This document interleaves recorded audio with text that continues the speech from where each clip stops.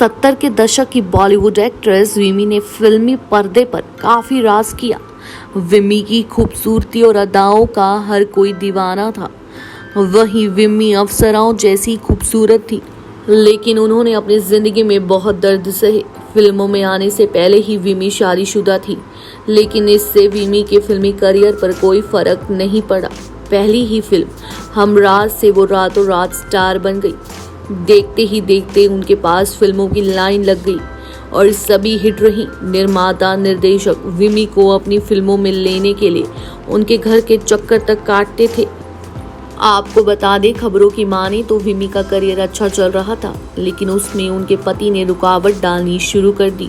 विमी के पति उन्हें काफी प्रताड़ित करने लगे, यहाँ तक कि विमी को कौन सी फिल्म करनी चाहिए या नहीं, ये सब विमी के पति तय करते। पति की वजह से उनका स्टारडम कम होने लगा। इससे तंग आकर विमी अपने पति से अलग हो गई, लेकिन पति की वजह से उनकी जो छवि धूमिल हुई, उससे उनके करियर पर काफ़ी असर पड़ा।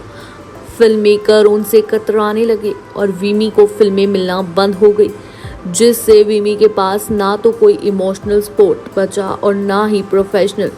काम ना मिलने की वजह से विमी आर्थिक तंगी का शिकार हो गई। लेकिन इससे भी बुरी तो तब हुआ जब विमी ने कई प्रोड्यूसरों से आर्थिक मदद मांगी और सभी ने इनकार कर दिया। कहा जाता है कि एक वक्त पर जिस हीरोइन के फिल्म में होने से फिल्म हिट हो जाती थी, बाद में इस हीरोइन को ही फिल्मों के लाले पड़ गए और जो बची खुची फिल्में रिलीज हुई वो भी फ्लॉप हो गई। विमी की निजी जिंदगी भी काफ़ी बुरे दौर से गुजर रही थी। आर्थिक तंगी के कारण विमी को अपना वो बंगला भी छोड़ना पड़ा जिसमें वो रह रही थी।